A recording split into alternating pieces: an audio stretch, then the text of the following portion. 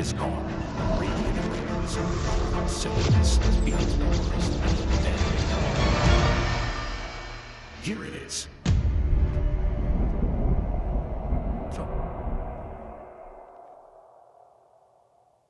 Mercedes-Benz is one of the oldest and most luxurious car companies in the world, worth around $80 billion. But being among the most desired and expensive cars today, it's easy to forget its early humble beginnings. It all started with a poor engineer who faced many doubts and failures in his pursuit of building the first horseless carriage. In spite of his challenges, he proved everyone wrong and turned his small venture into the world's first and biggest production car company during the late 19th century. But what started as an inspiring success story took a surprisingly dark turn when the company profited from supplying military vehicles to the Nazis under the work of forced laborers. So sit back and relax, because today we'll be covering the insane story of Mercedes-Benz and the man who brought automobiles to life, Karl Benz.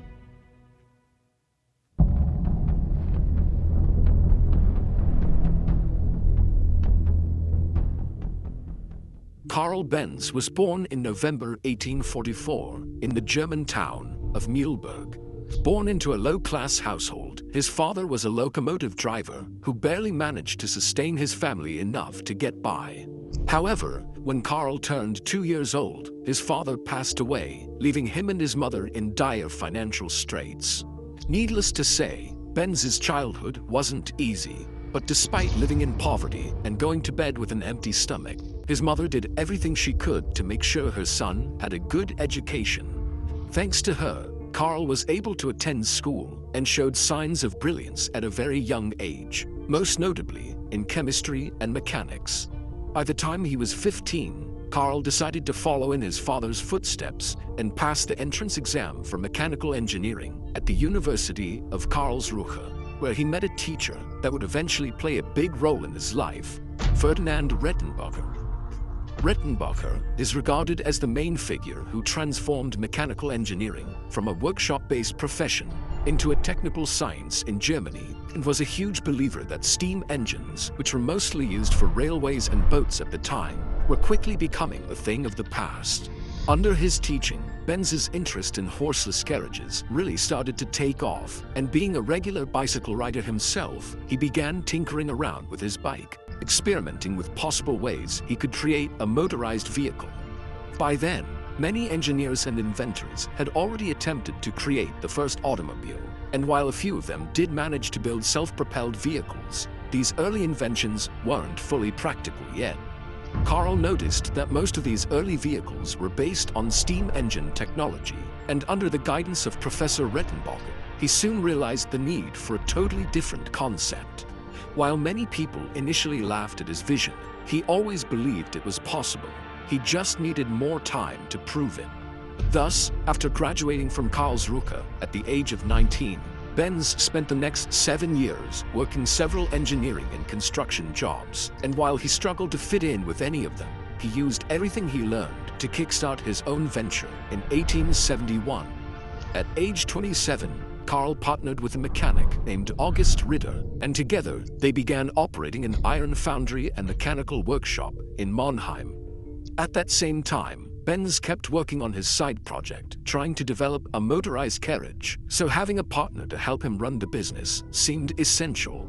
But unfortunately for Karl, his business partner turned out to be unreliable, and after their tools were impounded by local authorities, their company struggled immensely during its first year. Luckily, Karl had also met a woman around that time, Bertha Ringer, who would go on to become his wife a few years later. Born into a wealthy family, Bertha was a woman of strong values and couldn't stand to see her fiancé's efforts being wasted by his business partner. So, she decided to use her own dowry to buy out Ritter's entire share of the company, placing her and Karl in full control of the business. Together, they were able to turn the situation around and keep the business afloat during the next 10 years. Despite all the struggles, it was during this period when Karl was able to show his true genius, making major developments and breakthroughs in his side experiments, most notably developing a gasoline two-stroke engine in 1879. To earn more revenue, he also began to patent his inventions, such as his engine speed regulation system, ignition via a battery system, spark plug, carburetor, clutch, gear shift, and a water radiator.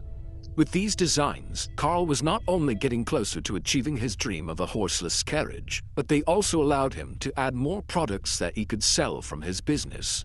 However, the business wasn't going as well as he had hoped. You see, the production costs from Karl's venture had risen so much, the banks demanded that it be incorporated.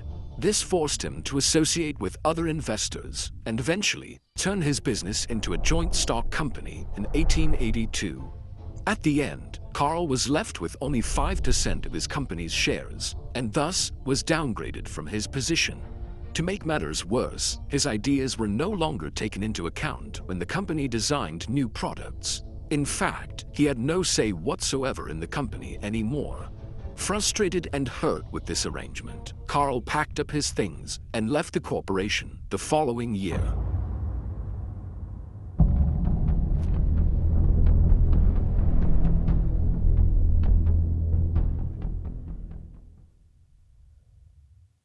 Leaving his company came as a hard blow for Karl, but the disappointment made him even more determined to be successful. His longtime passion for bicycles would bring him to Max Rose and Friedrich Wilhelm, two men who owned a bicycle repair shop in Mannheim. Together, they established Benz Cie and focused on manufacturing industrial machines and stationary gas engines. Unlike Karl's previous venture, this one started pretty well and became quite profitable within a short period of time. With steady income pouring in and a staff of 25 people, Benz finally directed his main focus toward his lifelong dream, building an automobile using his gas engine.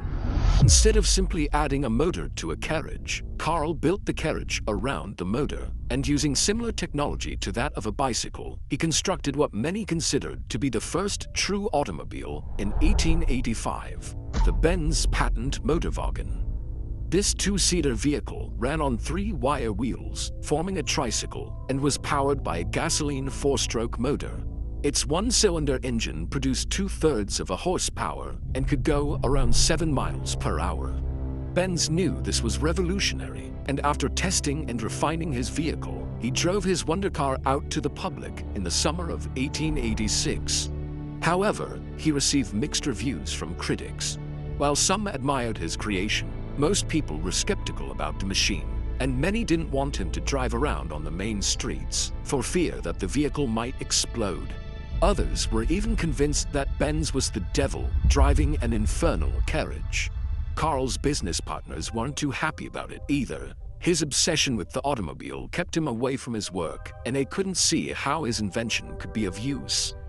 Why would anyone buy such a machine? They argued. It's no quicker than a horse, it can break down easily, and it can run out of fuel. Nevertheless, Karl Benz was convinced that his horseless carriage was the future, and began manufacturing cars for sale in 1888, the first person in the world to do so. His biggest supporter was his wife, who would often stay with her husband in the workshop, offering him new suggestions. But even after adding improvements, people still couldn't see Karl's vision. On the other hand, the few people who bought the cars could only use them to cover short distances, and even with that, they needed mechanics to be with them at all times. It also didn't help that they were very expensive, leaving them only accessible to the rich and elite, and even many members of the so-called elite didn't fancy them because they were so loud and messy. With that being said, one thing was clear: Karl needed to convince the world that the automobile was here to stay.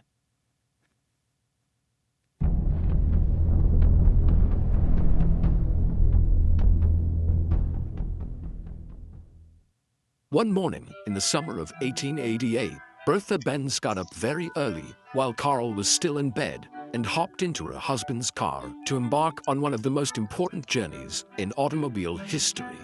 She brought along her 2 sons and set out to visit her mother in Pforzheim, which was 66 miles away from Mannheim. Bertha didn't inform her husband nor the police about her plans, most likely because if they knew, they wouldn't let her go. At the time, no car or motorized carriage had ever previously attempted a journey that long, but she was determined to prove the importance of Benz's invention. However, her trip was no walk in the park. Bertha encountered many problems along the way, like crossing dusty and stony roads that were made for horses, having to stop by a pharmacy to get more gas, and even having to perform a few mechanical repairs. The 66-mile trip took Bertha and her 2 sons over 12 hours, but eventually they all made it safely to Pforzheim. More than anything, the trip achieved the goal Bertha had set out to achieve: to make people notice that the automobile was the next big thing.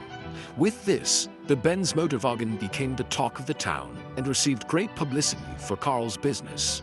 Soon enough, Benz Cie began to expand quickly, so much so that by 1890, it had become the 2nd largest engine manufacturer in Germany, though not by selling their cars, but rather their stationary gasoline engines. But with the addition of 2 new business partners, Friedrich von Fischer and Julius Ganz, they would soon help to turn this around. As they took care of the business and marketing side of things, Benz could focus more on his engineering goals and was able to patent several new car innovations, such as the planetary gear transmission, the double pivot steering, and the flat engine with a boxer configuration. He also designed and manufactured a new and improved automobile at the recommendation of his business partners, which hit the market in 1893. He called it the Benz Victoria. This was a more luxurious 2-passenger vehicle that came with a 3-horsepower engine capable of reaching 11 miles per hour. Thanks to its reliability, the vehicle sold fairly well, but it was its follow-up design, the cheaper Benz Velo, that really took off. With a total production sum of about 1,200 units, the Benz Velo became the world's first large-scale production car in history, making Benz Cie the largest automobile company in the world during the 1890s and early 1900s. However, while the Benz company was enjoying its newfound success, it was also feeling a lot of pressure from another company that was stationed not too far away: Daimler Motoren Gesellschaft. Now, before we go on to the next chapter, I want to thank today's sponsor who made this video possible, Course Careers. If you're looking for a high-paying job in the tech industry but don't have a degree or experience whatsoever, then Course Careers has got you covered. They are replacing the modern way people start their careers, where instead of going to college, all you do is simply complete an affordable online course where you learn everything required to actually do the job. Furthermore, Course Careers helps you land a job by partnering up with companies that are actively looking for Course Careers graduates in entry-level positions and internships. Check out their student stories, where people like Nyla tell her story of going from Starbucks barista to 60K technology sales rep, or Dela, who finished the course within 2 weeks and now has a 100K salary job from a fully remote position. Go to coursecareer.com/big company and get started with their free introduction course, so you can learn exactly how to start a career in the tech industry without a degree or previous experience. Use code BIGCOMPANY50 to get $50 off your first course. Now, back to the story.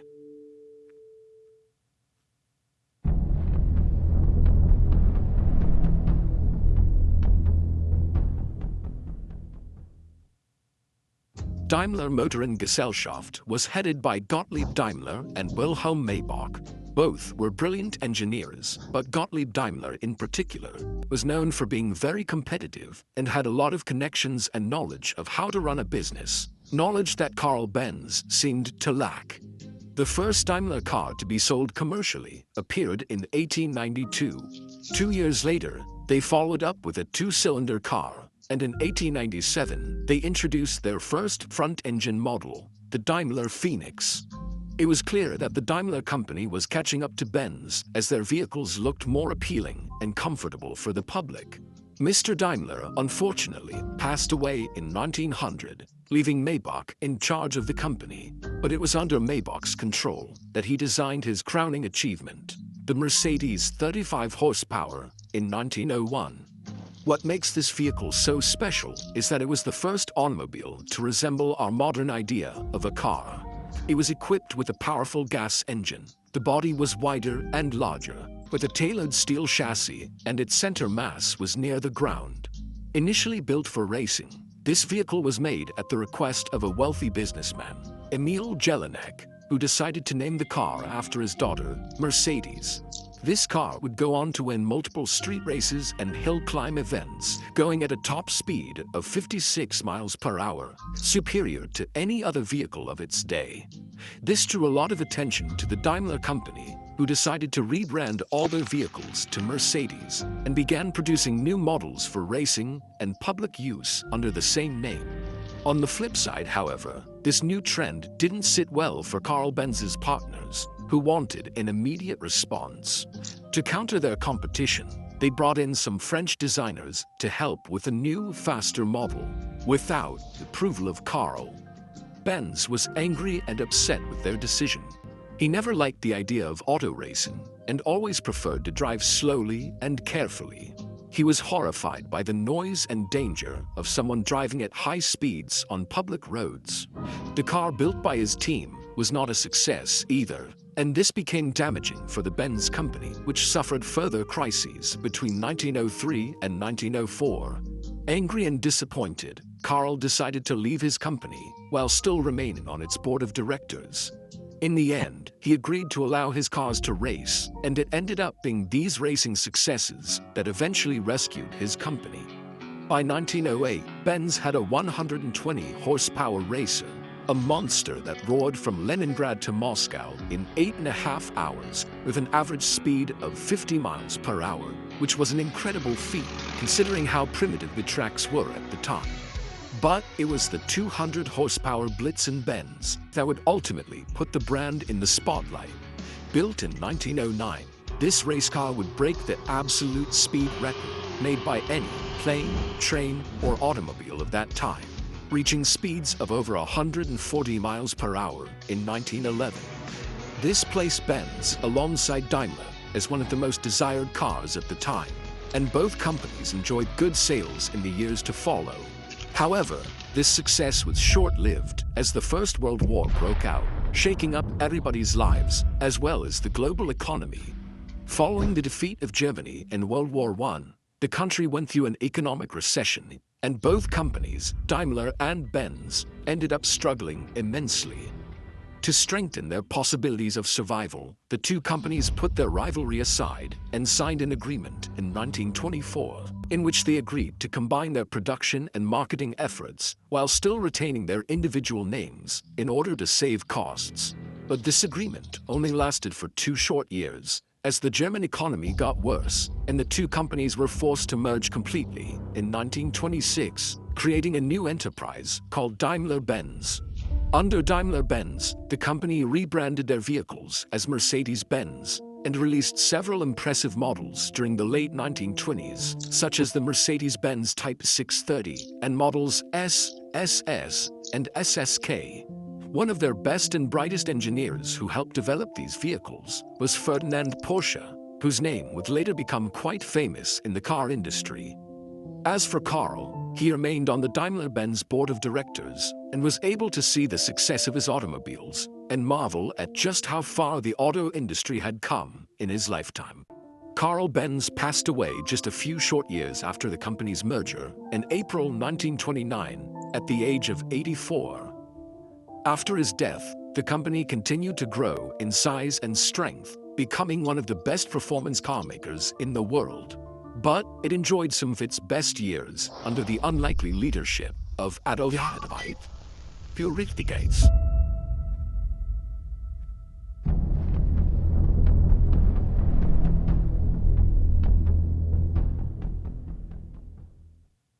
When Hitler rose to power in Germany in 1933, he wanted to showcase German engineering and technology to the world, hoping to elevate his political standpoint above those of his contemporaries. One way he decided to impress the world was by exhibiting German cars in international motorsports. Almost immediately, he provided a big subsidy to Daimler-Benz to get involved in Grand Prix races. No other car company of that era would spend as much time and money building cars as fast as Daimler-Benz did, and that fact became evident on the racetrack. From 1934 to 1939, Mercedes dominated Grand Prix races, driving as fast as 200 miles per hour with their W25 and W125 models. However, they were also challenged by a new rival, Auto Union, another German automaker sponsored by their own country. Auto Union would also go on to have its fair share of success during the same period, winning 25 races from 1935 to 1937. These successes put Germany on top of the world with motorsports events, especially Mercedes-Benz, which even became Hitler's preferred car brand. In fact, one of the automobiles he was frequently seen in was the Mercedes-Benz 770, a large luxury vehicle mainly used by high-ranking Nazi politicians and other Axis officials. However, with the outbreak of the Second World War in 1939, the Daimler-Benz company would soon find themselves in serious jeopardy. As the demand for civilian passenger cars became scarce, they began manufacturing military vehicles, submarines, tanks, and aircraft engines for the Nazi military. Their biggest line of business were military trucks capable of transporting 3 to 6.5 tons of supplies. By 1942, they stopped producing public cars altogether, as all their resources were directed toward the war effort. And as the war escalated, new staff were needed to handle the increased armament production. Since the entire workforce were now fighting on the front lines, Daimler-Benz started recruiting women in order to keep up with their required unit volumes. However, this still wasn't enough to meet the demand, so the company resorted to using forced labor. These prisoners of war, abducted civilians and detainees from concentration camps, were housed close to the plants and forced to work long hours under immense pressure from the Germans. Most of these workers were from Eastern Europe, who were interned in barrack camps with poor, prison-like environments, while concentration camp detainees were monitored by the SS under inhumane living conditions. Many people died in these camps, either from severe malnutrition, mistreatment, or even torture. And by 1944, almost half of all Daimler-Benz 63,000 employees were forced laborers. When the war ended in 1945, the company took a big hit. Because of the Potsdam Agreement, all German assets abroad were confiscated and used for payment of reparations. This led to Daimler-Benz losing all of its foreign subsidiaries, affiliates, and branches, and they were stripped back to their own plants in their home country. In other words, they had to start all over and build themselves back up again. Daimler-Benz was then restructured and had to denazify their top management. Because of these drastic changes, the company was able to obtain a production permit from the American occupation authorities in 1946. Although their factory suffered severe bomb damage, Mercedes-Benz still had the advantage of owning its own plant, as many other competitors, such as BMW or Adler, lost their sites when they ended up in Soviet territory. The Mercedes-Benz company then focused their efforts on producing ambulances, police patrol vehicles, and delivery vans based around their 170V models, and used one of their plants as a repair facility for US military transports. By 1947, they were back to producing passenger vehicles, with only 1,045 of their 170V models being produced that entire year. But even under these less-than-ideal conditions, Daimler-Benz still managed to turn a profit just 1 year later. By the 1950s, Mercedes-Benz was able to regain much of its influence, making a strong comeback in motorsports events, as well as achieving successful sales worldwide. So much so that by 1954, the company had already profited over $1 billion.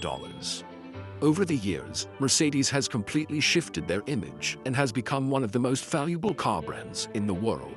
However, none of that would have been possible without Karl Benz, who, in spite of his humble background, challenges, and critics, had the courage and determination to turn his dream into a reality. Thank you guys for watching. Hope you enjoyed the video. And please don't forget to like and subscribe. Until then, I'll see you in the next one.